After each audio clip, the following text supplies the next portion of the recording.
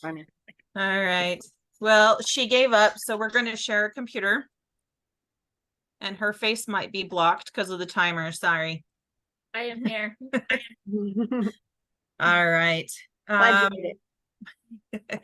This is being recorded, and it will be recorded throughout the whole thing. We're going to be putting it on our YouTube page and our website, along with probably our Facebook pages or whatever. And we will give you guys the link to be able to share it around, do what you want with it. Lonnie, can you give us our invocation, please?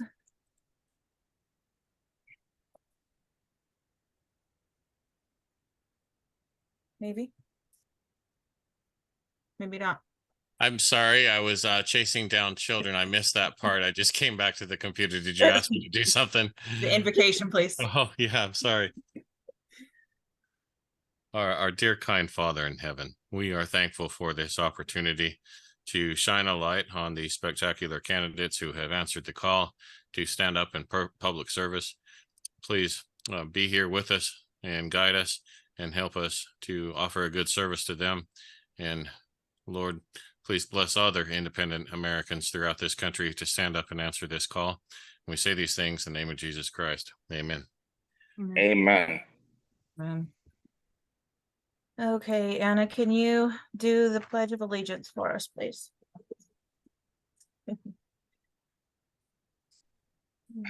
There's a flag behind Cassie. Hey, there you go. Look at that. Oh, step aside. There we go. I I pledge allegiance to the flag To the flag of the of United United States States of America, and to the republic for which it it stands, stands, one nation, one nation, under God, under God, indivisible, with liberty, liberty justice for and all. justice for all, Cajuns All right. as well. Okay, welcome. I am Leslie Williams. I am the National Secretary of the Independent American Patriots. We used to be the Independent American Party. The party started out of Utah. But we have reorganized recently, and Lonnie can go into that a little bit, but that's who we are. Lonnie is the national chairman. We have Kathy McDonald, who is our first vice chair, and also the West region coordinator. She handles most of the Western states. And then we have also Darren Freeman here. He is our Nevada state coordinator. And I think that's all that we have here right now from our national leadership. What about yourself? You're the national secretary. Don't cut yourself short. Well, I think I already said that, but yes, I am the national secretary.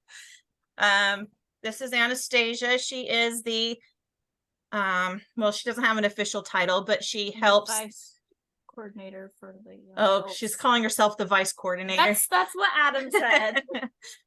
For our youth group. We have a youth group, and they're going to be the ones doing the questioning tonight.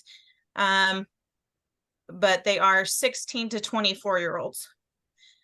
And so she's second to the coordinator. It's okay. If he doesn't show, he doesn't show. It's up to you to handle it. All right. So Lonnie, you want to go into who we are? So, first off, my wife and I got in politics we didn't intend to get in politics. It just kind of happened that way. We started writing a monthly pamphlet about liberty and freedom, our founding fathers, and history. We wanted to show the true history of our nation, because we found that there are a lot of people were trying to erase it. So we started telling the story of like Sybil Ludington, a 16-year-old girl who rode twice as far as Paul Revere. What little girl wouldn't like to hear that a 16-year-old helped save this nation? Not to minimize Paul Revere, but I mean, we need to inspire our youth, because I'm of the opinion that this young generation will either save this nation or destroy it. And I want to give them all the tools necessary to save it. That being said, that one thing led to another, and we just started this for a small area, and then it ended up going into all 50 states and 62 countries. people around the local area kind of put me into running for office, and so I did that. I ran for the Washington 7th Legislative District, and encompasses about 7 counties. It's the 11th largest geographically in the country and the largest in Washington state. And I ran on the ticket of parents' rights and representation, and I ran as a Republican, thinking that, hey, this is a Republican thing to do. But what I found out in that whole process was that the Republican Party was the problem. It wasn't the people in the Republican Party, it was the actual party system itself. And they don't want people who actually represent the people. They want people who represent a party. And that's vastly different than our founding fathers' vision and what the country that they gave us. So long story short, the Independent American Party reached out to me and wanted me to become the Washington State coordinator, and I accepted that. And then shortly thereafter, they elected me to be their national chairman. And one of the first things that they handed me was this long documentation on what it takes to become a state party in all 50 states. And then what it takes to run candidates in those within that system. And what I learned very quickly, that unless you're a Republican or a Democrat, the system is actually rigged against you as an independent party system. And even though we were a national party and had been for 25 years, it was impossible for us to make any headway because the system was gamed against any third party candidates. What we discovered was that it was a lot easier for people to run as independents or unaffiliated than it was to actually run as a third party candidate. And we turned to the wise words of George Washington, who came out in his farewell address and said that we can't embrace this party system. The party system will ultimately result in the rights of the people being subjugated to the parties, and that's the system that we find ourselves in. So I don't know that we're the first, but it certainly is the only one that came to memory. We decided to say we're done with the party system. We have to walk away completely, and by doing that, we liberate ourselves, and we allow ourselves to reach across the aisle and come together as independent Americans or unaffiliated Americans, like we can tonight. You know, we can throw off the shackles of, well, it's my side, it's your side, it's this side, it's that side. How about let's get back to the original part of, I'm an independent American and I represent the people, and here's what I stand for. And that's the organization that we're turning into, is a grassroots organization that intends to save this country. Not just do the same thing that we've been doing for years and decades, because it just hasn't been working for us. And with that comes, other things that we hadn't done before, like self-sufficiency, preparedness, disaster preparedness, getting involved really on a local level and improving community on a different level. Doing things that members themselves direct is important rather than a top-down approach. And so that's the direction we have to undertaken, and we decided that, well, we're going to put our money where our mouth is, and we're going to start having candidate forums for all independent Americans, and we're going to put a level playing field out there so that they can present themselves and get a good case argument for themselves and have something to help their campaign.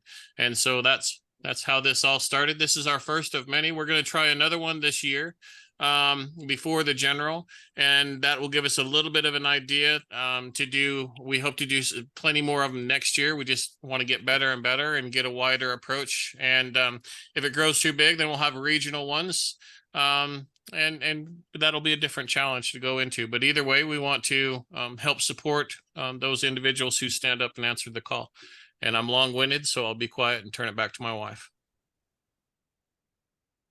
All right, great. Thank you. Okay, so let me see, look at the agenda here. All right, so we have, if I say your names wrong, I'm sorry, because I hadn't had the time to ask you how to pronounce it. But we have Frank Scurlcok, he's running governor for state of Louisiana. Jeffrey, I'm going to say Istre. No, it's pronounced east, as in opposite of west. Sorry. Also running governor for state of Louisiana. Look, pro-life is running for Congress for Idaho. That's him. And then Cassie Easley. Yes. Awesome. For Congress District 2 in Utah. We had Mike Termont, but he's the one that was running for president and he's canceled. If everybody can get on video, at least the candidates, so we can see them and have them on video when they are doing the questioning, that would be appreciated. So the forum, we're going to ask the questions in the order that they are on the agenda you were received. So Frank, then Jeffrey, then pro-life, then Cassie. You're all going to get the same question. We do have 4 questions for sure. We have a 5th one if we need it. Everybody's going to get 3 minutes to answer the question, however you'd like. And then, since this is not a debate, it's a more of a answer the questions forum. If you do happen to say the name of another candidate, that candidate will get a minute to rebuttal. So there is that. Let's start out with each candidate getting 3 minutes to talk about themselves, their platform, whatever you want to say. Let's start with Frank. Go ahead. Okay, well, once again, I'm Frank Scurlcok. Technically, I'm Frank Miles Scurlcok, and that's M-I-A-L-S. Miles Scurlcok was actually a defender of the wonderful Alamo. And as a defender of the Alamo, he was in the first siege, and sadly, he gave his life, or actually not sadly, luckily, he gave his life for the country.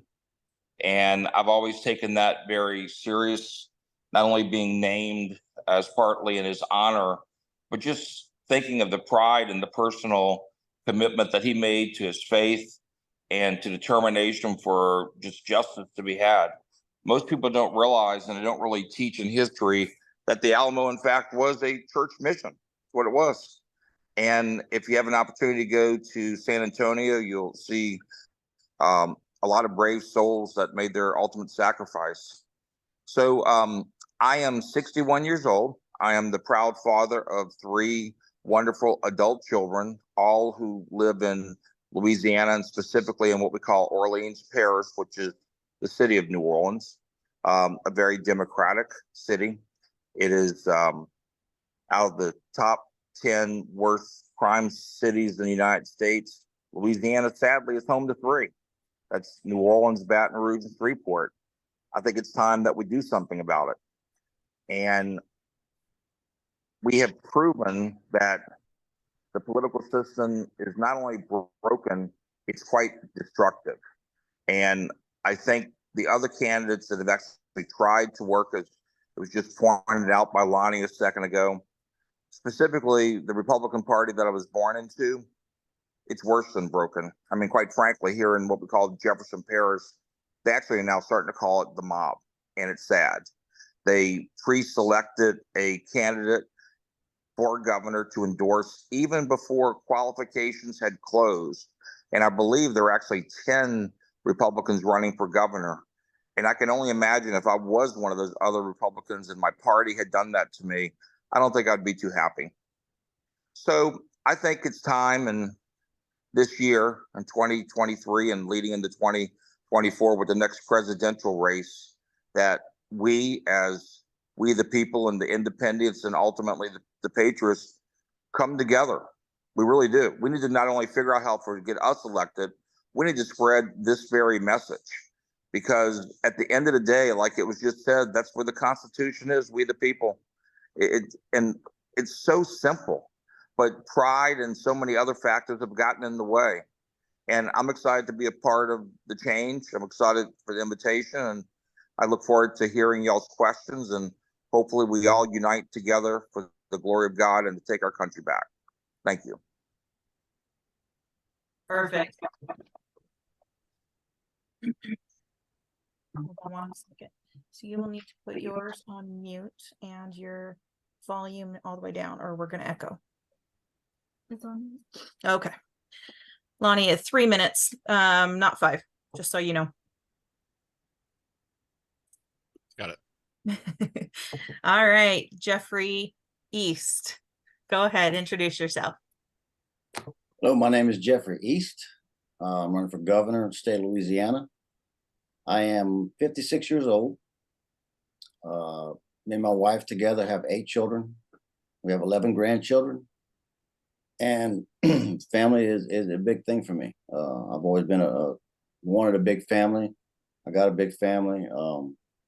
And it's wonderful. Still have 3 children that aren't married yet, so I'm expecting a whole lot more grandkids. It gets a little expensive around Christmas time, but that's okay.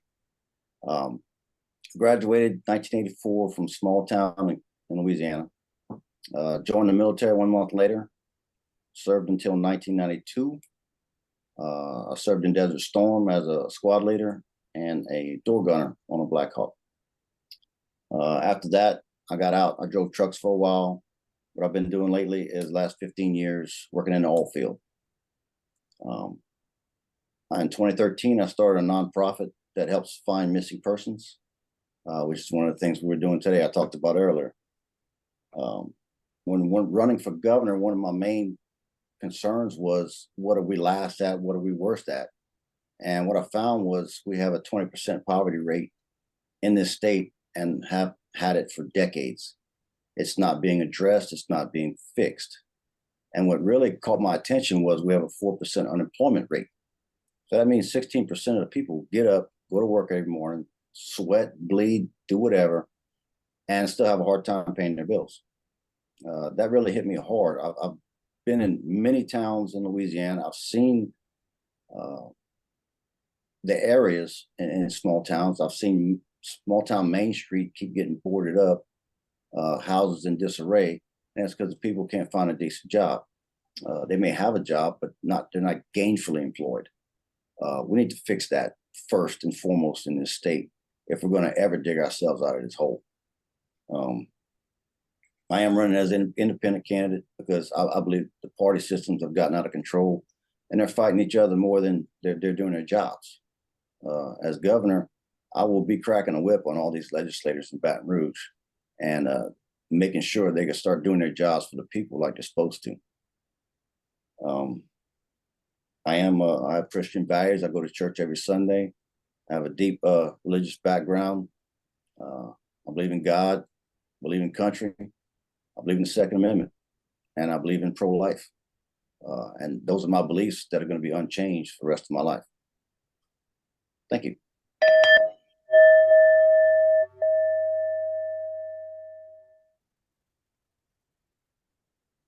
All right.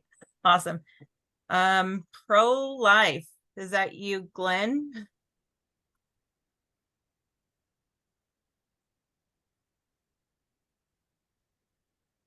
Maybe not. No, This is Glenn? this is Glenn, but I'm not running for office. Okay, I no, just that's came fine. on I should. board. So pro-life didn't show, I'm Yeah. guessing. Okay. Just put that down. All right, so Cassie, your turn. My turn. Okay, my name is Cassie Easley. I'm running for Utah's 2nd district for U.S. Congress. It is actually geographically the biggest district in the state. I have 13 counties out of 29. It's pretty much the entire west side of the state and a lot of the south all into that. The reason is it's very rural. People oftentimes say we have more sheep or livestock than we have people in this area, which is probably true. But about me. So I'm a Navy brat. I was raised all over the United States. My dad was in the Navy, both coasts. And I have seen how things go with being in the military, though I've never been in it myself. I was also a Navy wife and a Navy mom. So I'm very familiar with the military and I have a great passion for our veterans. I'm an evangelical Christian. I believe in God, the Bible, and that's where my morals come from. Family wise, I have 5 children and 9 grandchildren now. And I really want them to be able to grow up in a free country, which is not where we're headed.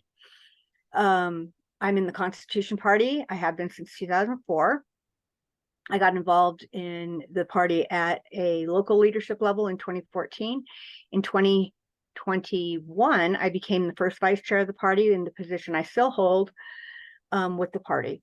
So that's where I'm at on that sort of thing.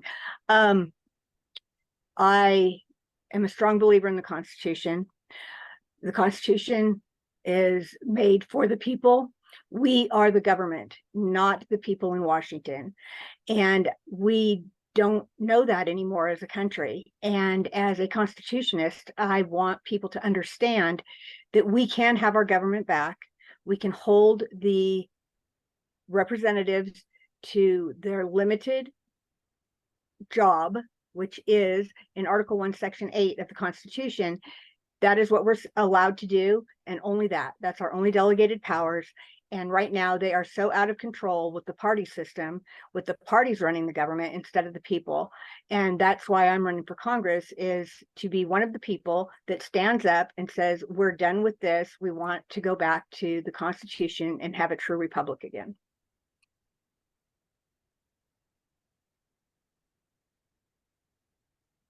Okay. Perfect. Okay, I will go ahead and turn this over to Anastasia, and she will start the questions. Pro-life is not here, so you don't need to ask him. Is it in order? Then? Yeah, Frank, then Jeffrey, then Cassie. Okay, you will have to unmute and then turn up your computer.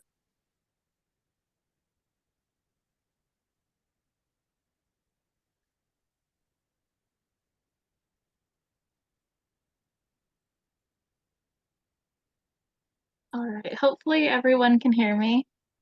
Sounds good. Okay, perfect. I guess it's turned over to me. So we'll start with Frank Scurlcok and then Jeffrey and then Cassie. I'll say the question and then each will respond. And then if I need to re-say it, I totally can. Just let me know. Independent American patriots share the view of our founding fathers in that inalienable rights that are absolute, and that all political power lies in the hands of the individual people themselves. Our Constitution was designed as a contact to keep the government within those bounds and ensure that the hands of the Republicans and Democrats. Every public servant can make a difference by leading an example. From your perspective, what has gone wrong in the government and how do you intend to fix it if you are elected? Okay, well, here goes. Well, first off, thank you for the opportunity, and I commend you for standing up to ask the question. And at the end of the day, our country exists on economics. Okay, have it be the taxes that they impose upon the people, have it be the monies that they spend on the people through various programs. So sadly, when people become politicians, they start looking for influence. And one of the worst things, in my opinion, of the whole political system is the continuing trying to raise money, trying to gain favor, trying to be lifted by somebody or some institution such as a PAC or business or whatever. So as they always say, you follow the money. And I think that's really wrong. I do. And I think it is that moment of control and manipulation, and I hate to say it, the favor system, that has ultimately corrupted, because people expect that. And if you look at the comparison of what the religious structure from the clergy standpoint of a pastor who is standing before a pulpit to his people, to his flock, that they're sharing a message, a vision. Hopefully it is true and just and ordained and comes from the written word. That really is what should be happening on every level of governance, because it is in God we trust.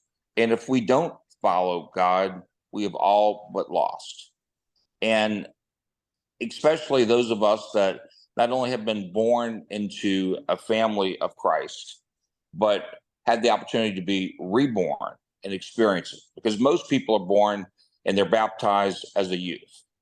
I can sit here and tell you on this wonderful day today, I'm celebrating my anniversary of being reborn in the Jordan River in Israel in 2014. 9 years ago today. It was an amazing trip. And I've had the opportunity to travel the world. I didn't go much into my business acclimates, but I have opened up over 500 businesses nationwide among 35 states. I've traveled the world. I've seen where it works and I've seen where it doesn't. As we're ending the time now, I will tell you this, and this is pretty bizarre. I had the opportunity to go to Dubai 3 times. They have such a good system because of their religious culture that they follow. Whether I agree with their policies in religion, they follow what's written.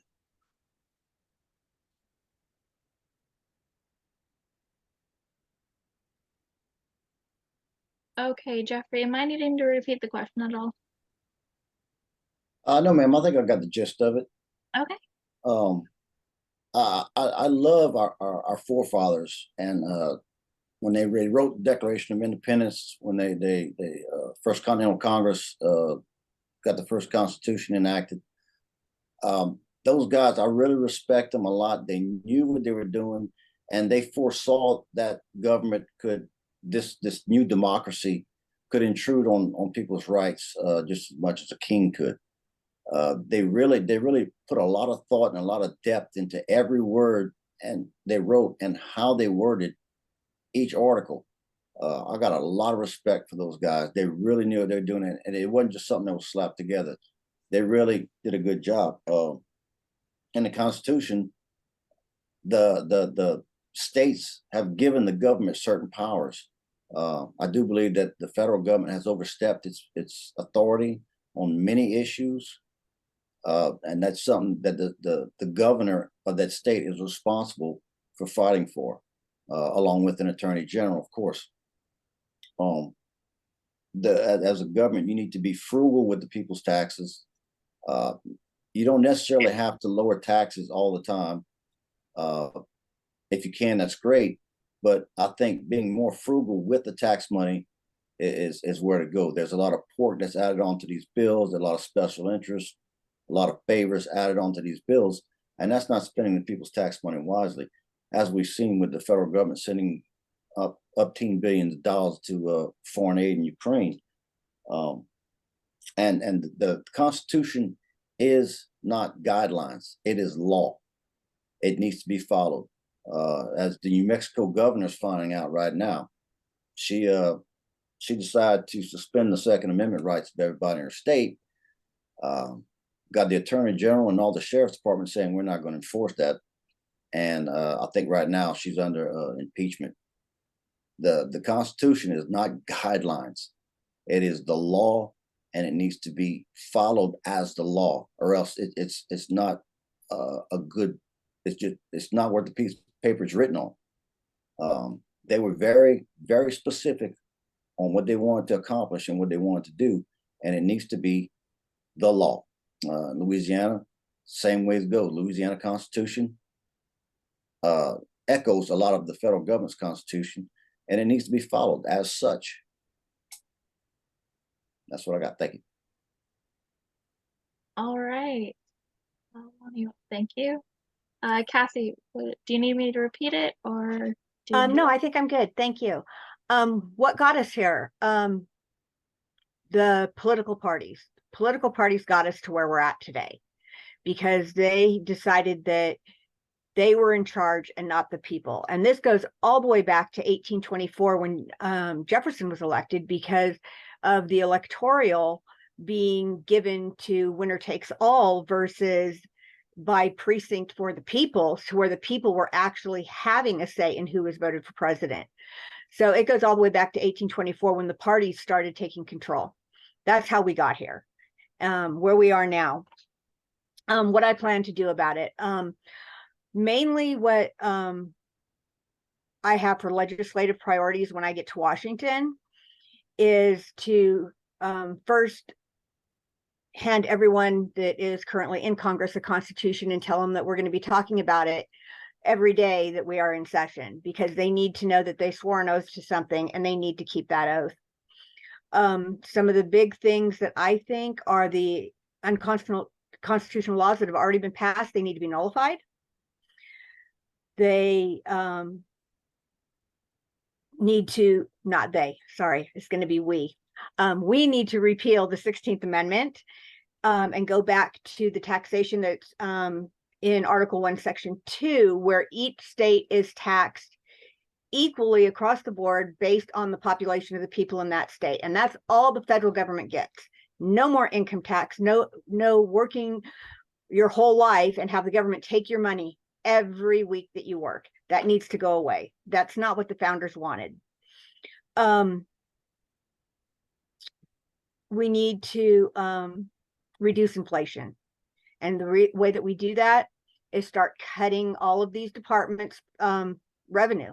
When we go to make the budget for Congress, it needs to start cutting every department. They need to prove that they need money. And if they don't prove it, they don't get it. And a lot of things that they need to also prove is if what they need it for is constitutional. If it's not, they don't need to have it. And then the last thing that I really want to do is on the floor during any voting on any bill, I want every single representative to be accountable by roll call votes. The ayes and nays and voice vote thing needs to go. Everyone has to be accountable so that every person can see what their representative is doing, so that they know when to say, stop, we don't want you anymore. So those are my legislative goals.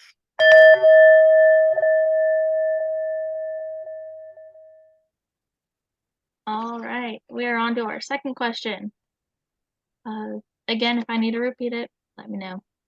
One of our core principles is our understanding of our own personal and state sovereignty,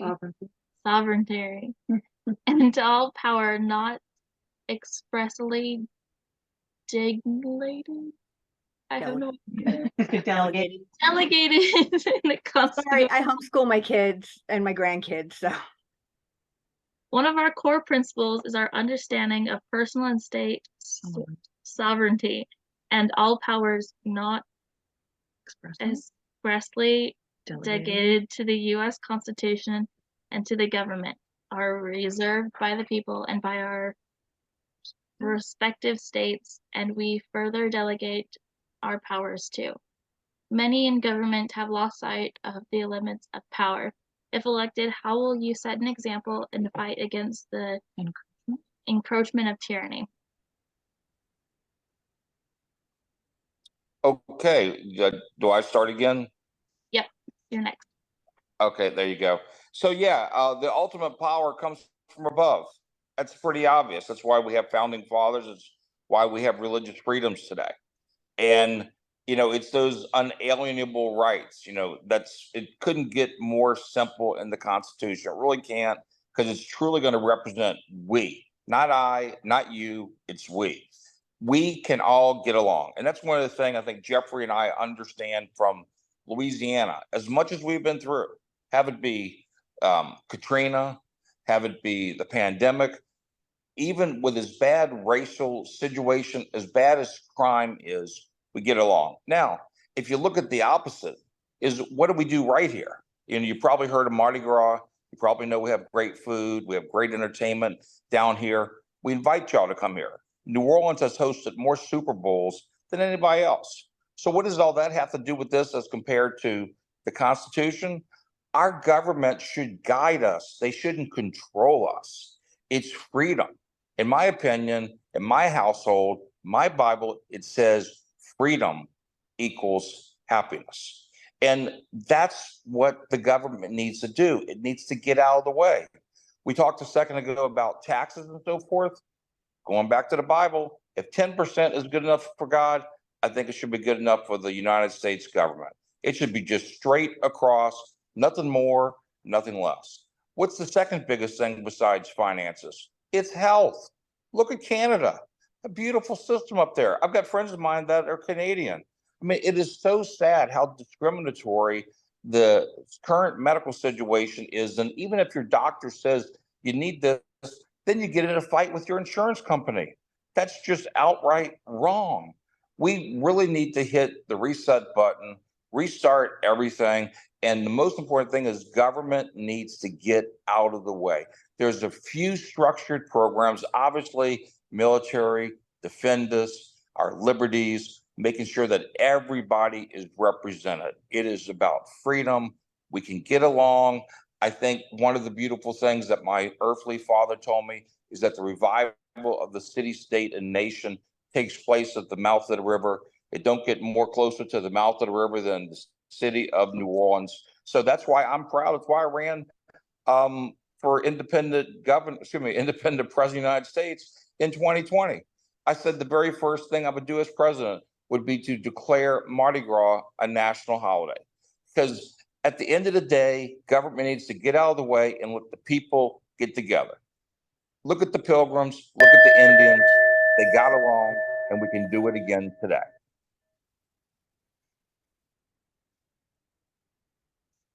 Okay.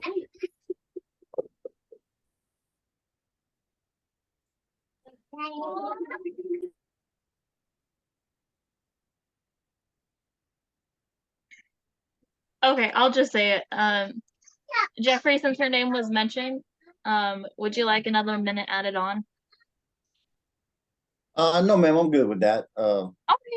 I think me and Mr. Scurlcok see eye to eye on many issues. No, it's good. All right, hold on the timer.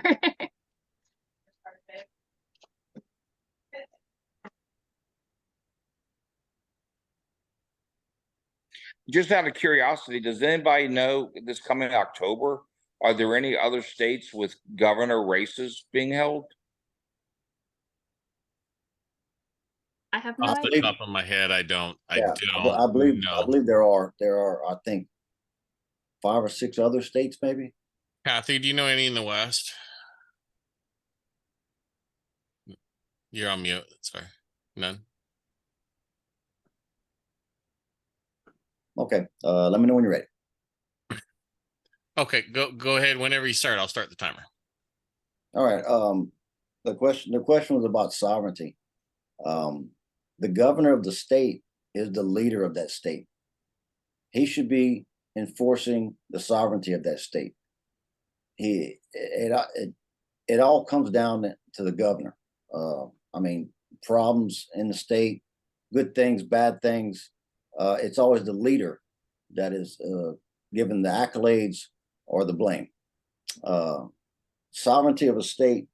One thing I've noticed that in Louisiana is our highway funds.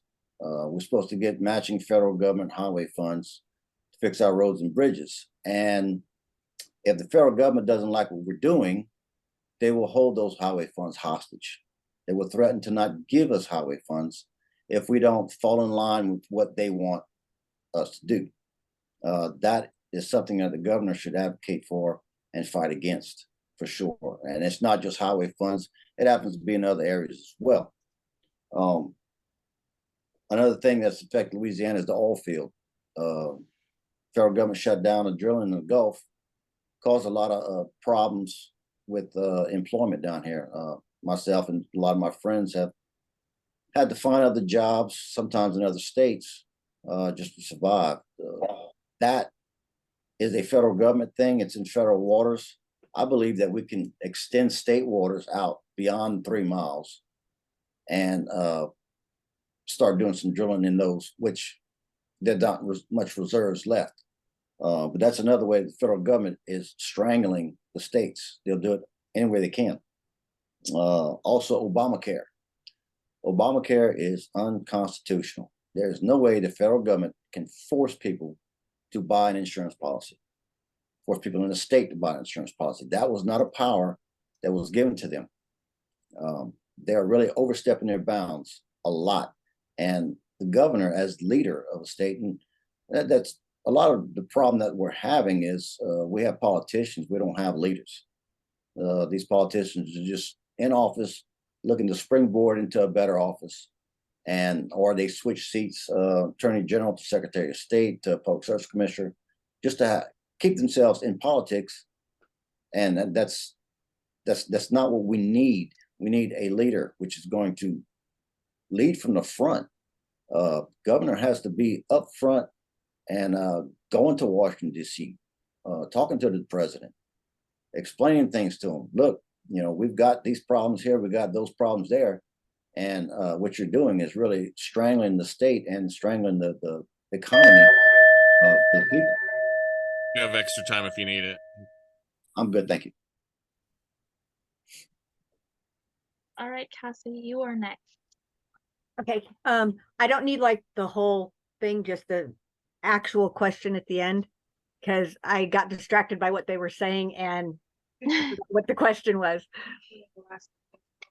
Okay, no worries. Many in government have lost sight of the limits of power. If elected, how will you set an example and fight against the encroachment of tyranny? Okay, so that is all in Article 1, Section 8 of the Constitution.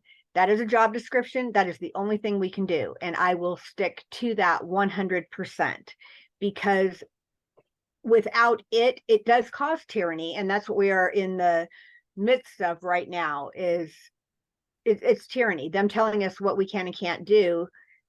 They are not our boss. We are their boss. That is our job description. And it is our job to do what we were elected to do.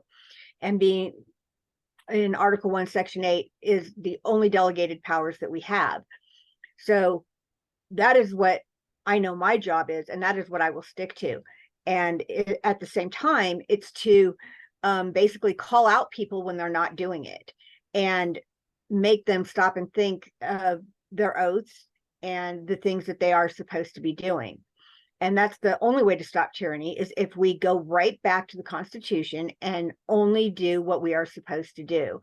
And the people need to start making the elected officials, the people we elect to those offices to represent us, that they're actually representing us and they're doing it constitutionally. And that's the only way to stop tyranny from happening.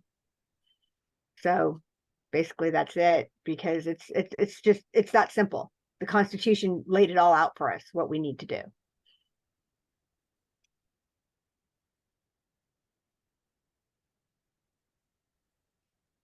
Okay. Hold on just a moment. I think we're juggling 3 children 5 and under between the 3 of us here. So You're good. I'm sorry. I didn't need 5 minutes on that. I just no I just problem. needed, because it's very simple at the federal level. That's all you have to do. Follow your job description. Just exactly. Fantastic. All right. We believe it to be a violation of the Constitution for the federal government to levy taxes for the support of the state and local government, and that no state or local government can accept funds from the federal government and remain independent in performing its functions. For its citizens to exercise their rights for self-governance through representation, the people need public servants dictated to listening and engaging directly with the people. If elected, how do you intend to represent the people? Frank Scurlcok, you're up. Okay, well, going back to what I said a second ago, once we have the formation of the Constitution, of all of our rights and decrees, the biggest one that affects people once we're become a citizen is that of taxation, and that of what is the expectations of government to do for the people. And it's really, it's to lead and to guide, but it's not to control, because it goes back to we the people. And as far as control of, states, that's why we're United States, and states have their rights. Some states obviously have chosen, based on whatever reasons, to be more liberal than others. And that's what you can do in a democracy. It's called a choice. So those that want to maybe partake in, let's say, legalized recreational marijuana, there's certainly states that do that. Now, the ironic thing is, with the failing of the federal government to actually stand up and enforce federal law, look at what we have. We have states in a conflict with the federal government. I happen to be a card-carrying marijuana user from the state of Florida. Now, I do not smoke marijuana, but I'm an executive. I do partake in gummies and stuff like that for stress relief and enhancement of sleep. That's what I do it for legally. But I found it quite interesting in working with my physician. He said, you know, we can just give a recommendation. So they're knowingly in violation and conflict. So all of a sudden we start having these laxing of enforcement rules. And that's when tyranny really comes from. I think if we have a law and we have a constitutional amendment, if we have a written word, as our forefathers have provided, we need to follow it or we need to get rid of it. It's one of the two. There's no gray. It's that gray area that I believe is what's created the mess in the political system. It's called influence. Maybe it's this, maybe it's that. Everybody knows what's right and everybody knows what's wrong. You can lie to yourself, but you cannot lie to your creator. You can't. He's with us 24/7. He holds me accountable. He does, and he should hold everybody accountable. But in closing, going back to states, as a prior resident of Florida without a state income tax, I saw amazing things happen.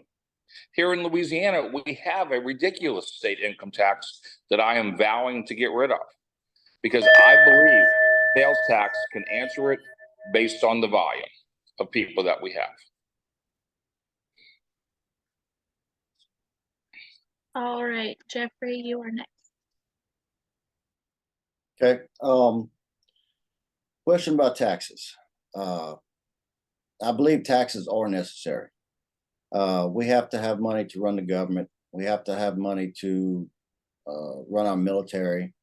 We have to have money to fund numerous programs and things that help the people. The problem I have with taxes is it's not getting spent frugally. We're having to. I know the national debt is up to 32 trillion right now, when it was only 1 trillion back in 1980. So you look at 43 years, it jumped from 1 trillion to 32 trillion, and from 1980 to 1776, it went from 0 to 1 trillion. That is outrageous spending. Outrageous spending. As governor, I will take a good, long, hard look at the budget. I'm gonna tell people, each department to cut spending as much as you can. Prove to me that you need all this money, and by doing that, you can actually stretch the dollars that we are getting. As far as the income tax in the state, as soon as you eliminate the income tax, well, then the property tax is going to go up, just like in Texas. It's going to go one way or the other. And right now, Louisiana is the poorest state in the union, and we're trying to dig ourselves out of a hole. You can't give up 1/3 of your revenue of your state when you're trying to come back. I believe they are necessary right now. Once we're back on our feet, a little bit more stable, then we can talk about lowering or possibly eliminating state income tax. But right now, I think the last budget we had, they did have a surplus, but it needs to get spent a whole lot better, and we might actually be able to afford to lower the taxes if we spend it better. But as of now, I believe we still need the state income tax, and we're going to need that to dig ourselves out of the hole. There's a lot of programs I want to fund for low-income sectors. We're going to have to invest in low-income sectors and a lot of other places to get our people out of poverty, get them gainfully employed, get them training to have better jobs, not just minimum wage jobs. I want to invest in the trades. We need to steer a lot of people into the trades instead of college. College is okay, but right now we need plumbers, electricians, a whole lot more than we need archaeologists. and that's where I'm going with direction.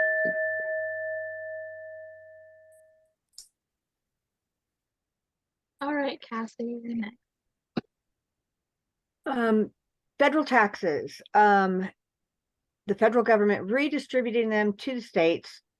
So basically what they do is they take the money for taxes from every person, and then they take it and give it back to the states.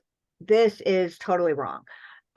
In Article 1, Section 2 of the Constitution, it talks about equal taxes across the board, or not equal across the board, but the states by population giving the government the money that it needs based on what its need is at that time. It's divided among all the people.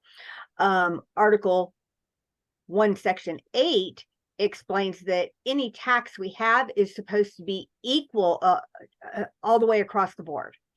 So the government taking money from the people and then giving it back to the states is not constitutional at all. It's not how it's supposed to work. And we as a people need to stop letting the government take the money. The government needs to come to the states and say, okay, this is what our budget is. This is what we're going to do. And then the states can give them the money that they need to do what they need to do. And we would not have this problem of the top down that we have right now, because states are now indebted to the federal government instead of having the states being in control of the Fed. The Fed's now in control of the states because of the way that we're doing it now. We need to go back to the constitutional way of taxation so that we can actually have a federal government that's answerable to the states and to the people. The other problem we have is we don't actually have senators representing the states. Because of the 17th Amendment, they changed it to where the people vote for the senators. So now the senators represent the people. So now we have 6-year congressmen called senators, and the states itself are not being represented because they're not in control of who's going to the Senate. And if we had senators that were actually working for the state, we would not have as much of a problem with the government being in control and saying, we will give this back to you so that you could do what you need. We'd have the senators standing up and saying, Utah can't do this because Utah needs it for this. We can't give the federal government that money. And the federal government would have to cut back, versus going to the federal government and saying, Utah needs to do this. Can you give us some money to do it? It's totally backwards, and it needs to be fixed. And the federal government is not the one in control. And by sticking to the Constitution, I think that we can fix this problem. All right, and we're on to our fourth question. The National Monument to the Forefathers is the largest carved granite monument in our nation, and yet most people don't even know about it. In an age of tearing down statues and erasing our history, can you take a moment to express your views on what message this monument conveys to you, and what impact, if any, on how you conduct yourself now and how and if you are to be elected? Frank, you are first. Okay, well, as I said earlier, my middle name is Miles Scurlcok, proud descendant of the Alamo. And yes, there's many statues paying tribute to their national monuments. Heck, the National Cathedral in Washington, D.C. is a monument in itself as a religious place. I would defend and protect each and every one of them to the point of incarceration, of which actually here in New Orleans, we removed, sadly, Robert E. Lee, and they removed Jefferson Davis and several other statues.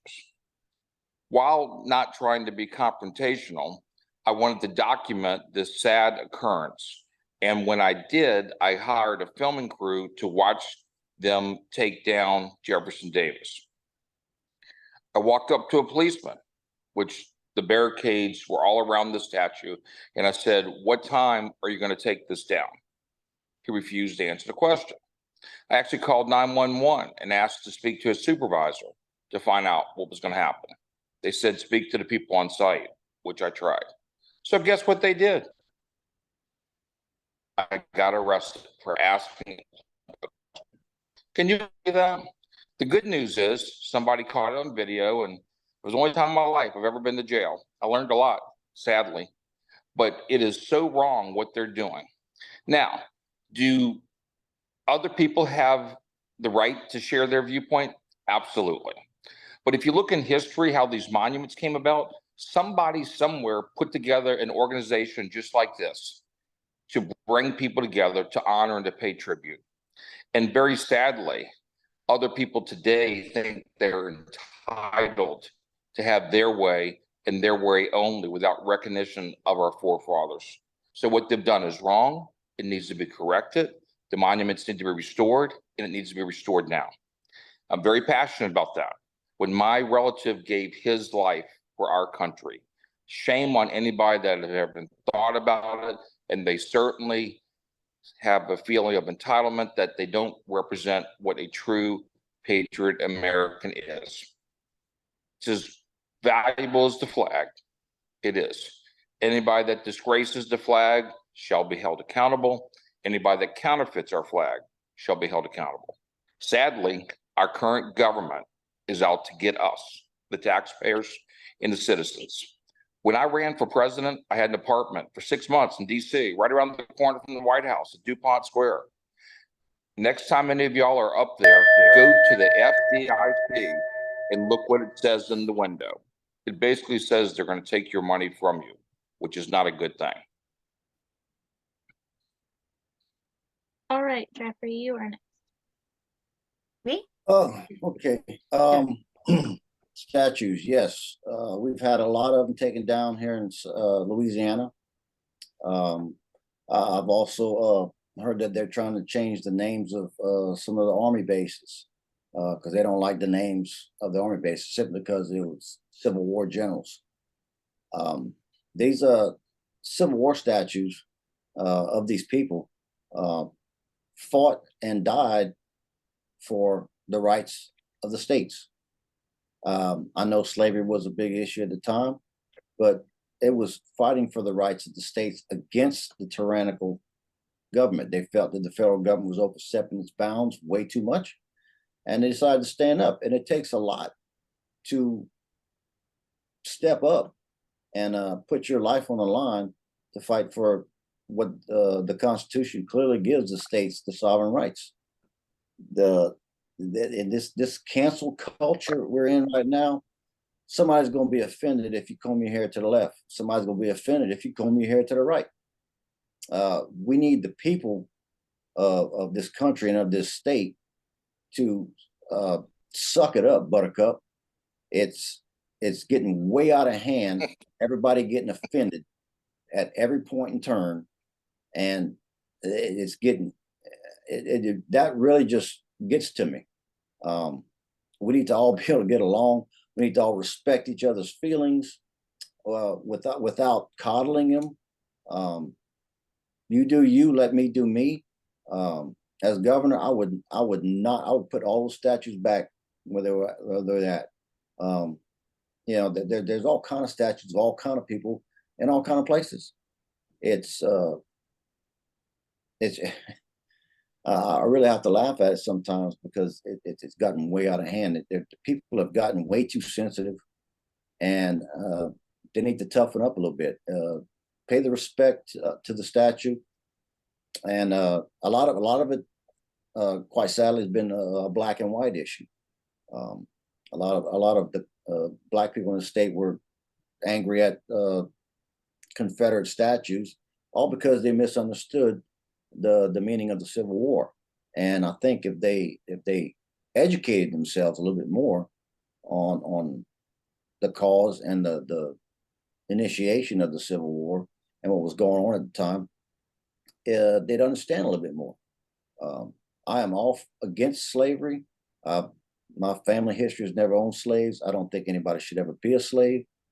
But this country did end slavery. It's the only country that Britain did it first. We did it second. I think the statues should stay in place where they're at.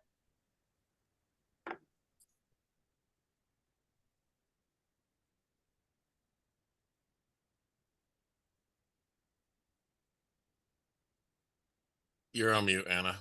Oh, sorry. Cassie, you were next.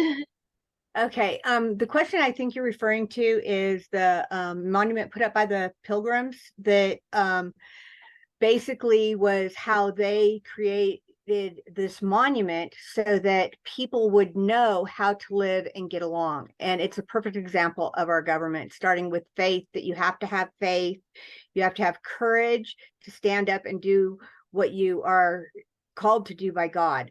You need to educate everyone in your family. It's not the government's job to educate them. It's our job as parents to educate them in the way that they should go.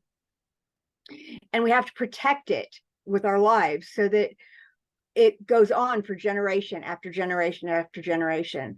I had previously seen that movie with Kirk Cameron. It meant a lot to me the very first time I saw it, but after watching it again, after being contacted by you guys, it hit on other points that I may have missed the first time. And I think that that monument in Massachusetts is the best example of how our government should be and how our forefathers wanted to leave something for us to see, that this is what will make this new country a great country. And the founders as well, I believe, took inspiration from those same principles when they created the Constitution. And that's kind of the message I got from that monument. And I actually am hoping that I can go to Massachusetts and see it one day, because I think it's a great monument of where we should go.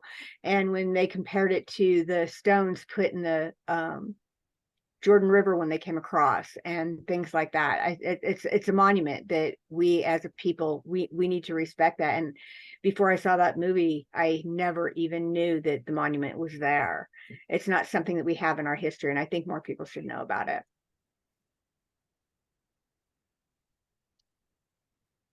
All right. For the candidates, are you guys wanting to do a backup, like another question, or how are we feeling? I'm good with whatever you decide. We had a bonus question in case we had a little bit extra time, and we had some candidates that didn't show, and so we have a little bit of time. We had that question just in case. This gives you another opportunity to answer another question and showcase yourself to your constituents. Go ahead, man. Give me your best shot. Okay. The independent American patriots hold firm to our resolve that under no circumstance shall the freedoms guaranteed by our Bill of Rights is infringed upon. Our firm understanding of natural law and our inalienable rights is of little concern to politicians today, who are only focused on enriching themselves while doing the bidding for the political party rather than the people. How will you break that mold and stand up as an example of servant leadership? Frank, you are first. What you just said is what it's all about. It's servant leadership. It's not political. It shouldn't be. It shouldn't be about how much money you raise. It shouldn't be how many signs you can get. It should be about following and leading and sharing. That's what a leader does, especially in the case of a tragedy. He unites and brings people together. Sadly, all these special interest groups think they're the only ones that matter. It's not. It's just the opposite.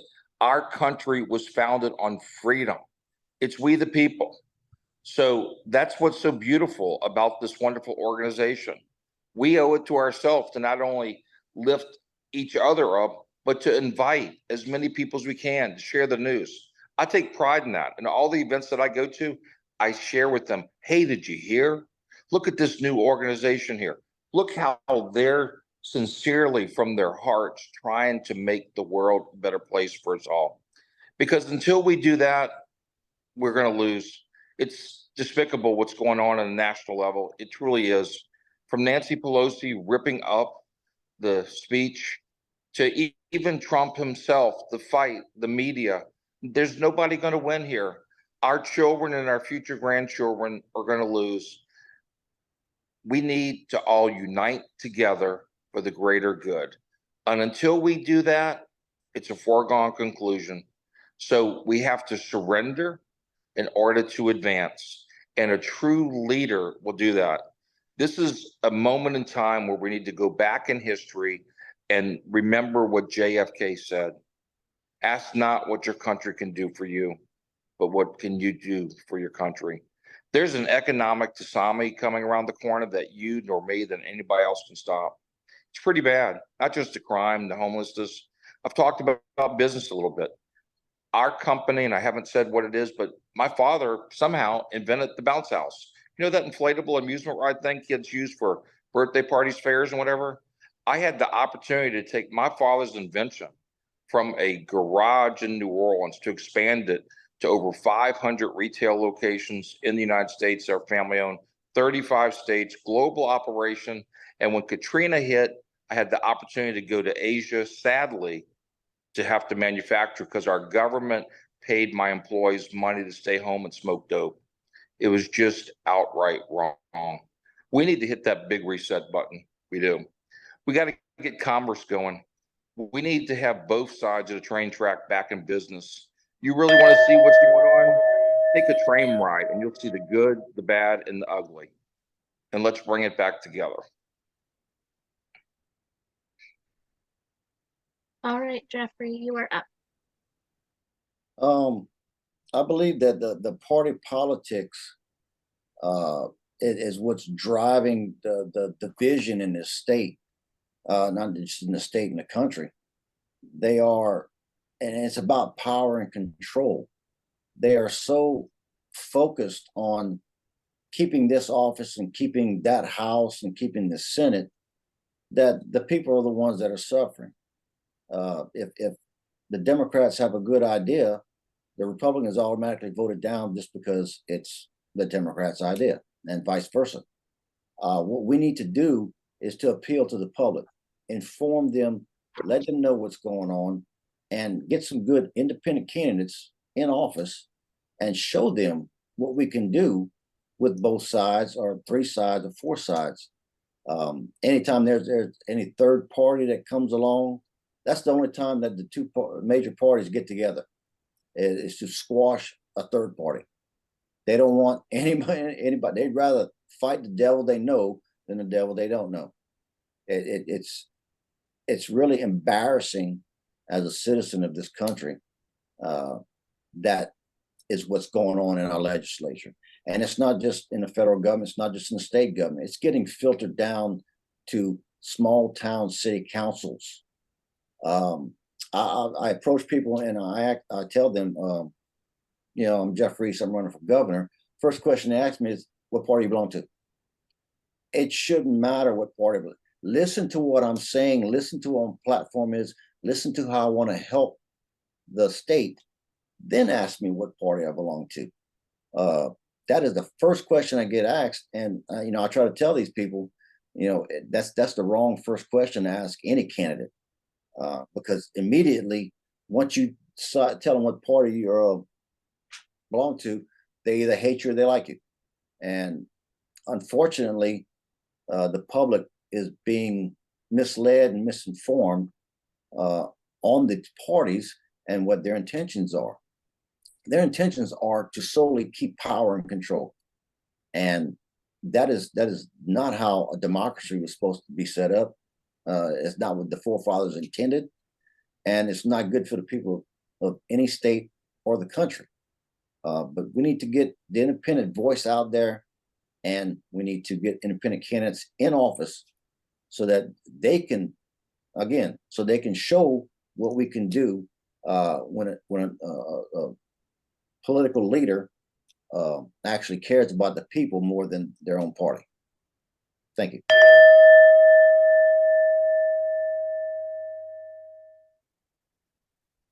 All right, Cassie, take it away.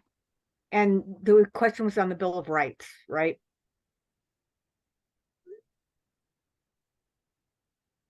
What are the last sentence? Go ahead and How- restate it if you need to. Yeah. Will you break that mold and stand up as an example of servant leadership? Oh, absolutely. Absolutely, because that's what we're there to do. We're there to serve the people.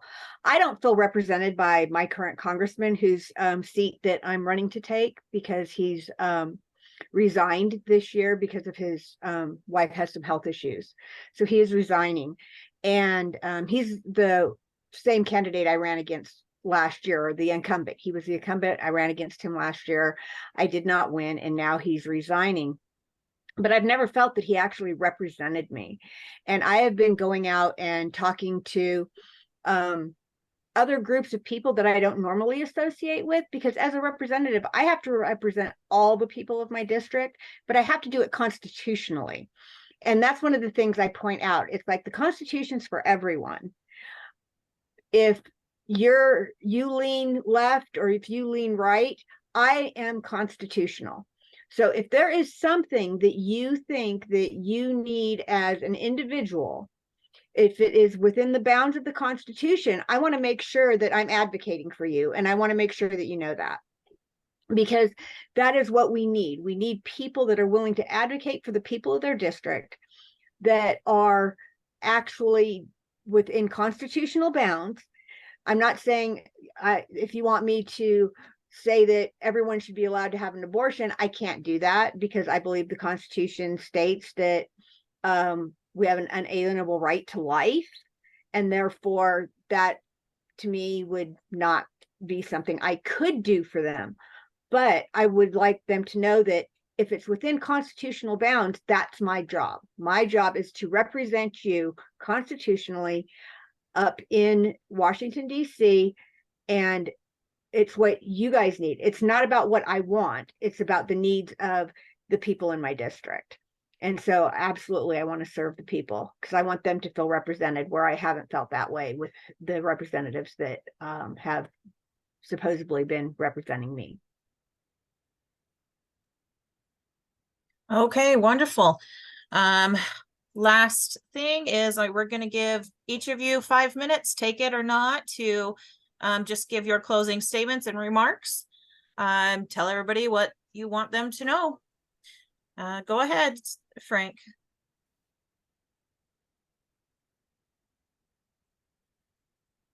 Did we lose him?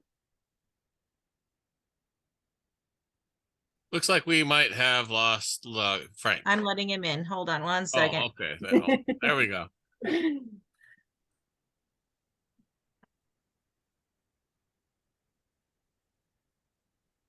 He's coming. Yeah, my phone died, so we're good. That's okay. So I'm giving everybody 5 minutes just for some closing remarks. Tell anybody what you want about yourself. You don't have to take the full 5 if you don't want, but it's your turn. Go ahead, Frank. Let me get the camera back on. Oh, well, there we go. Wow, changed to a new phone. Well, once again, thank you. Thank you for this opportunity to not only come together, but to step out to actually make the difference, to care. And quite frankly, what I have sadly witnessed between the 16 candidates that are running for governor in Louisiana, it's amazing. It's just like a college basketball team, Sweet 16. There really are that many. So unbelievable. There's a couple of independents. I think there's 3 total. I think maybe 2 Democrats. No party. But to me, what really should be happening, it should be a vision message. It should be a statement of what can we achieve? How can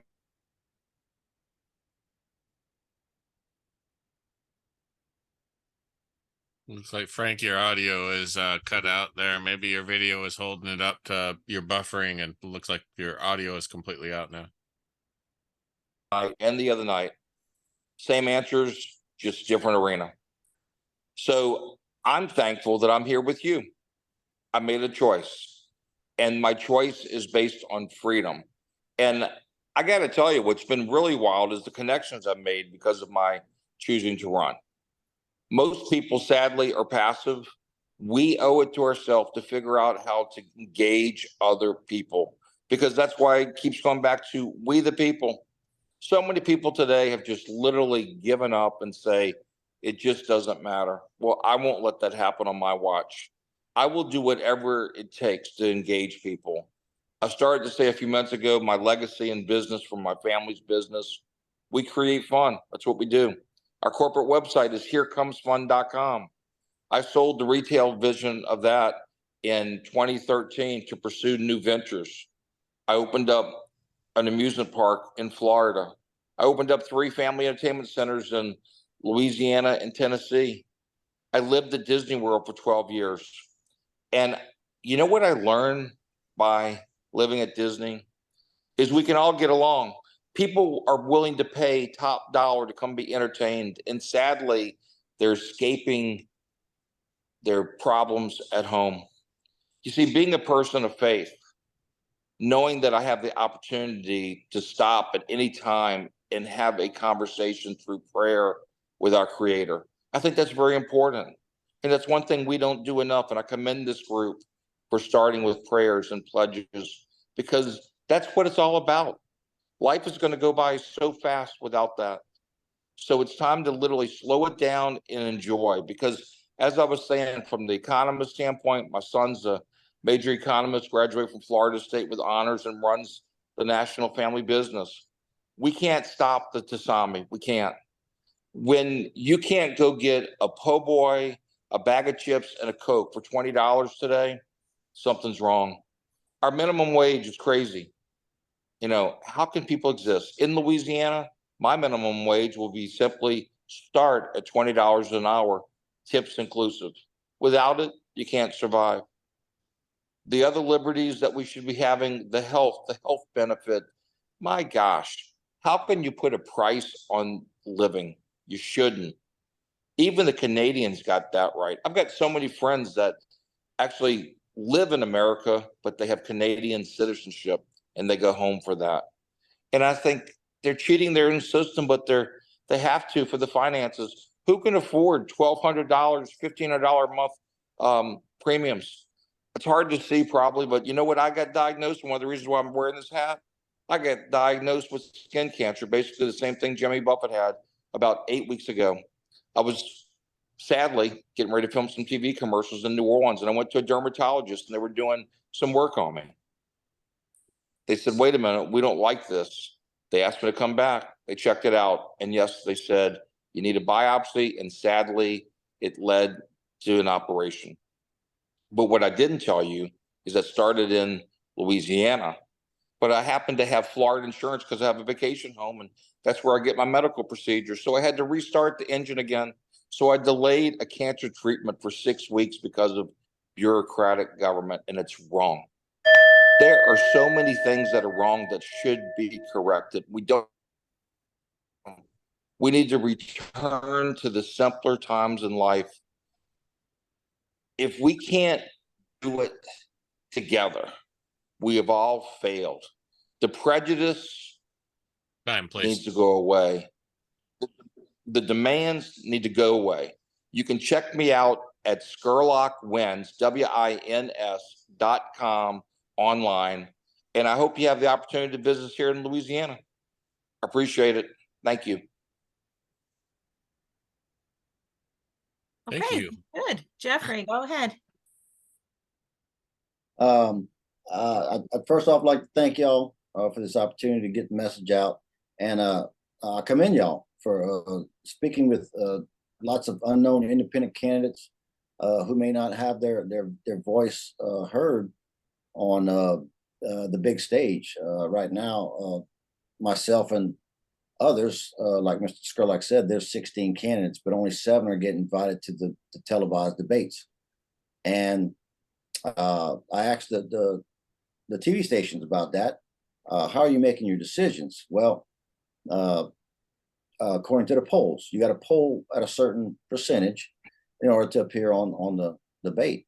Mhm. And when I asked for a copy of their polls, it was found that they only listed 7 candidates on the poll as an option. And I said, well, how you expect me to poll on your polls if my name's not even listed?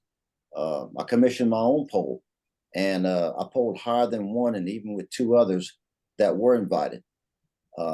This is media corruption. It is all about money.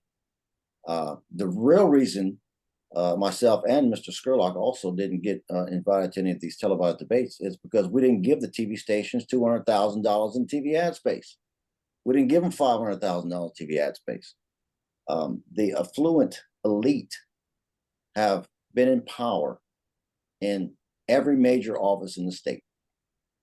I am a regular working person. I'm blue collar. I go to work every day. I sweat. I come home. I pay my bills. I pay my taxes. That is 70% of the people in this state. And I'm advocating for the 20% that are living below the poverty rate.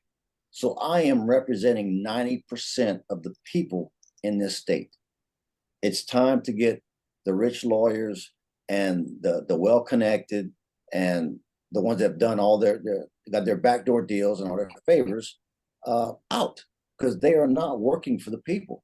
They're working, if they get elected in office, they are bound to their campaign donors. They're bound to their special interest. And a lot of times they're bound to their party. That does not do anything for the people of the state. You have to remember that as a statewide candidate, when you get in office, you are representing the ones that voted for you and they're representing the ones that didn't vote for you. You are governor for 5 million people, not just the 3 million Republicans or not just the 2 million. You are governor of everybody and you're supposed to work for everybody. Everybody's benefiting, everybody's good. Last thing I want to say is I've been a veteran, served in Desert Storm. I've served my country. I've served my state after many natural disasters with the nonprofit we started, running supplies, doing water rescues. I've served many families in this state for missing persons. Just did one today and yesterday, and I'll probably be doing another one tomorrow. My sense of service is very big, very great. I cannot see my neighbors hurting and not help. I think that people should look at what's in a candidate's heart versus how big their pocketbook is. And I think we'll be doing a lot better at that. I put a video out recently on my Facebook page about foolishness. And foolishness is doing the same thing over and over again, expecting a different result. We've had Democrat governors. We've had Republican governor. We just had 8 years of a Democrat. Now everybody's thinking, oh, we should go Republican. Well, you're doing the same thing over and over again, and you're not getting a different result, and you're not going to get a different result. I got a new idea. Let's try an independent this time and see what happens. I think it'd be a lot better for people of the state. For one, it's not going to be good for the affluent elite because I'm going to make sure they pay their taxes. And no one will have control over me. I don't have any major campaign donors. They won't be able to influence me. The president won't be able to call down and say, hey, look, be aligned with your party and do this because I said so. No, I will owe, only allegiance I will owe is to the people of the state. Thank you. Okay, go ahead, Cassie. Okay. Thank you guys very much for doing this. It's an amazing opportunity that you guys have created, that we can actually get our voices out there when we don't have that opportunity as much by being an alternate party. I am a strong proponent of the Second Amendment. I think it's the most important amendment that we have to the Constitution, because without it, we are going to lose all the rest. And the federal government right now is chipping away at our Second Amendment rights almost daily. So I'm a member of GOA. I'm a member of the NRA. I am a member of USCCA, all gun organizations. I am also a instructor for concealed carry permits in my state. And I am a firearms instructor for basic pistol, for home defense, and for your concealed carry. So I am really a Second Amendment person, and guaranteed I will never vote for them to take away anything that has to do with my gun rights or anyone else's. So that's something that I did want to put out there that I didn't mention before. I'm also a college student right now. I had to drop some classes to run for Congress because I anticipated running next year, but I had to cut my class load down to just 2 classes this semester so that I could do that. I'm taking macroeconomics and constitutional law, things that are going to help me in Congress. So to get our country back to a constitutional government, we have to stand up together. And that's something that with the 2-party system, we are not together at all. And under a alternate party, we can stand together because people are going to believe in working together when we're not fighting all the time with each other. I go to a lot of events and I talk to people. And one of the things I hear a lot is, I really like what you stand for, but if I'm voting for you, I'm wasting my vote. That is not true, especially in this district in Utah. We are so red in this district. Even if I only got half of the people in this district to vote for me, we would still beat the Democrats. That's not a problem. And that's a big thing here. And on that vein, it's a 1-year term. It's a special election because our congressman has resigned. If it's a time to waste your vote, it's now. It's a 1-year term. If you don't like what I'm doing after a year, then you can vote me out next year when I would have been running again anyways. So I just think it's time for people to stand up for what they believe, stop going with what the party wants you to do, and think for yourself and make your vote count, because your vote is important. Everyone needs to vote. And the government making you feel like you're wasting your votes because you keep getting the same thing over and over again, and it's not working the way that they say it's going to, you still need to vote because that vote counts. And if you put it in the right place, you can see what difference it can make. Because as previously stated, I've always called it insanity when you do the same thing over and over again and expect a different result. Let's be insane this year. Let's do something different and get a different result. Thank you guys very much. All right, great. So for everybody that's here to watch, you can check out all of their information on our website, independentamericanpatriots.org. When they signed up and registered, they had to answer some other questions, and those questions and answers are on the website with all of their information. We have more forums to come. We haven't scheduled them yet, but we will be doing hopefully another one this year, but I can't say it's going to be by October. We'll see. And then we will be starting January and going throughout the year next year for everybody that wants to come and show up. In addition to these forums, we are opening up soapbox nights where any candidate or any person is welcome to come, and candidates can start sharing what their platform is, sharing what they believe. People, just any individual can come and talk about what they're upset about so the candidates can hear them and see what's wrong. So we're going to be opening those up just for whenever. We haven't scheduled that either, so I will let you guys know when that will be. Our website, like I said, is independentamericanpatriots.org, and on there you can get to all of our social medias. We have Facebook in all 50 states, plus DC, and we have Twitter, so you can get to all of those.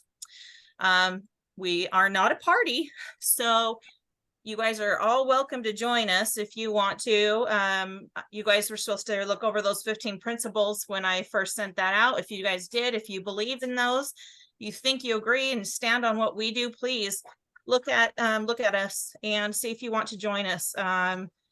We would love to be able to grow this organization nationwide. We have some states that still don't have active organizations in them. So we would love to have you guys spread the word about us. If you know of any other candidates that are running that want to get involved in the future, please, we would love to have bigger turnouts for these forums. And thank you so much for coming. Is there any other questions for us as an organization? I don't have any. No, ma'am. Only thing I would like to close in saying is it's interesting when you run. I'm sure Jeffrey's been approached by many people, as have I. I'd say 99% of people are very thankful for doing this. And if we can encourage others to especially let them know about the party. Crazy thing is some people out of California media group, they actually asked me to even reconsider running again for president in next year. I said, well, we're going to get through one thing at a time. But I would hopefully the person that was going to be president that was going to speak tonight, hopefully he can be back on maybe next month or so. But thank y'all for hosting, and let's do it again soon. I'd take a real quick moment and thank you all for running. It is hard to stand up, especially as an independent or a third party candidate, and stand on principles, because let's face it, that's the only way you can run when you're on a third party ticket. Is here I am, and people really got to reach out to vote for you, because you're fighting all the ingrained institutionalized bias that we've all been taught, and we need to unteach ourselves. And I wanted to thank each and every one of you for answering that call to public service, and you know, continue to look out for the next forum announcement. We're going to put on another one. I'm going to try and do it before we get into the next general or the general election, so that you guys have one more opportunity at something like this. So pay attention to that. And then we're going to go ahead and do some soapboxes and then walk into this again next year for the general election. But we want to encourage people to come together. Far too many years have we been divided and separating. So, you know, let's not let this be the end of our cooperation as people. Let's continue to work together as good citizens across the United States to change how we do things. And I wanted to say thank you once again, especially to our youth for participating, and all of you across from America and standing up. And thank you, and God bless. And I'll turn it back over to our national secretary. All right. Anybody else? Any last comments? Any guests? Any candidates? Anything? Yes, this is Glenn Miller. I was a guest on. Hi, Glenn. And I, at the very beginning, it was mentioned about how difficult it is for third parties to get on ballot for ballot access. And as and the comment was made that it is easier to get ballot access if a person is running independent. How is that possible? Well, generally what happens in these states is, especially in individual states, they make you have to get party status. It's not good enough just to have national party status. We were a national party status since for 25 years. It doesn't automatically grant us ballot access in all 50 Right. states. It doesn't grant us any Correct. ballot access. Correct. So what we have to do is in each individual states, and in a lot of cases, if you're not a Republican or a Democrat, you don't have to meet these thresholds.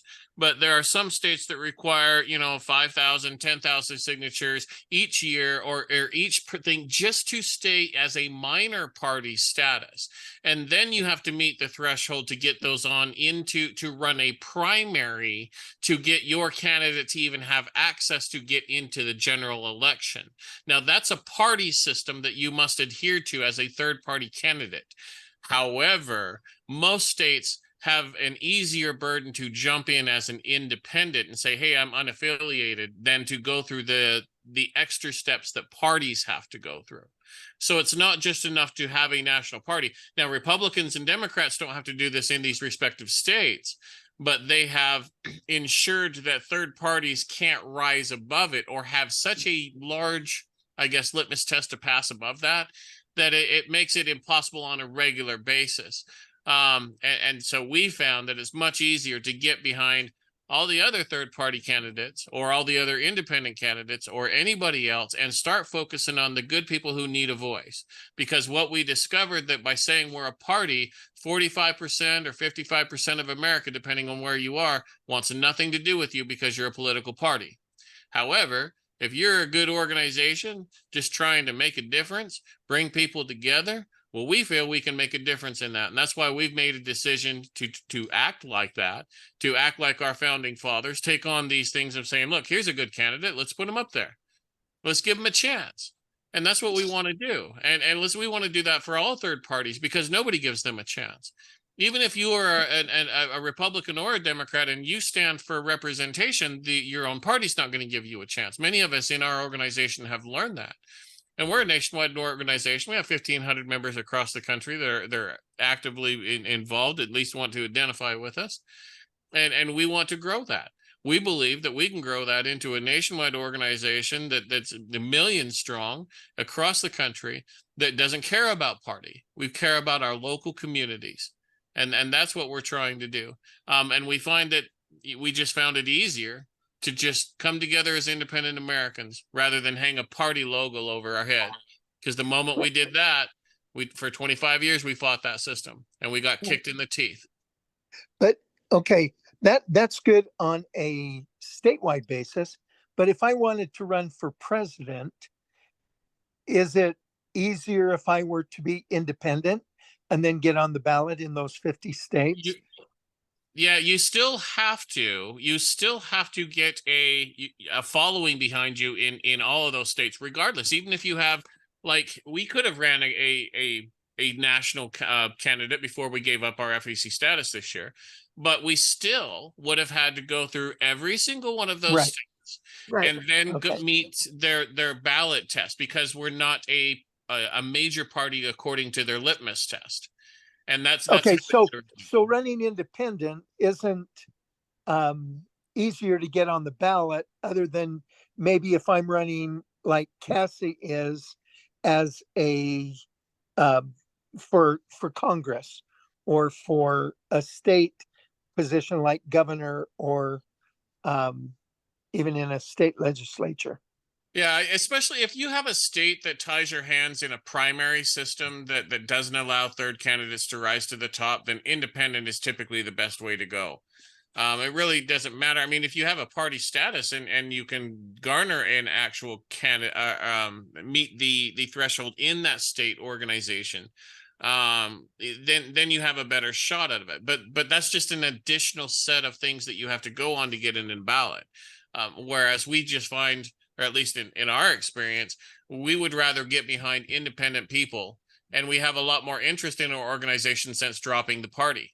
You know, people just didn't want to participate to the same thing that Americans have been doing for 60, 70, 80 years, you know, this whole organization of party against party. And we found that we're reaching a lot more people are engaged, and we got to meet you fine folks tonight. Whereas before, you know, it would have been more of a competitive thing, like, hey, what do they want? Well, you know, are they going to rub my face in the dirt? I mean, these are the things that naturally we're thinking about because nobody's friends anymore in this country. Well, we're trying to change that, and we believe we can do it better outside of the party system. Okay, one other question. I know in Nevada, the Independent American Party had probably 60,000 registered voters. Mm-hmm. So you have dropped your party status. So what happens to those individuals? Those individuals are free to continue on in the party status if that's what they choose to. Now, state party status, we were formed out of a state party. So we recognize that the Independent American Party of Nevada, should they want to continue on, could do so. But the Independent Party of Nevada did not actually, they considered themselves separate from the National Independent American Party and didn't really have anything to do with us. So just like the Constitution Party in some states doesn't really have anything to do with the National Constitution Party, it's kind of, you know, like Oregon was that way. The guy reached out and says, yeah, we're the Constitution Party, but we don't have anything to do with the National Party. So some state organizations consider themselves, even though they may have the name, completely separate. And I really can't speak to it because I'm not part of those organizations, though. Okay, but it's more confusing than I thought it was. Glenn's in the Constitution Party in Utah. Okay. I'm also on the National Executive Committee Yeah, for the he's- Constitution Party, and so I'm very intrigued with what you had to say there. So thank you very much for opening this up. Appreciate No it. problem. Give us a call anytime. I mean, we're an open book and we're here to work together with anyone who wants to. One interesting comment in Louisiana, when you register for governor, they actually imposed an additional fee if you're either Republican or Democrat. So we actually got a $300 savings. So I was kind of surprised, but I was very thankful. Wow, So- there's a hidden bonus. There you go. Alrighty. Any last moment thoughts for anyone here? Want to be respectful of everyone's time. We're running on 8 o'clock Pacific time. Wow. I just That's my want to next- thank you all for running, for stepping up, and for the courage to get in that fight. Thank you. You're welcome. It's a calling. Yeah, it definitely is. All right, go ahead, Leslie. You want to close her out? Yep, we're good. Thank you, everybody, so much. And I will get you the links so you guys can share this if you would like. Thank you, ma'am. Thank you. Appreciate it. Yep. God Okay. bless everybody. God bless too. everybody. Have a wonderful night from the deep south. Me too. And from Utah. Good night, everybody. Good night.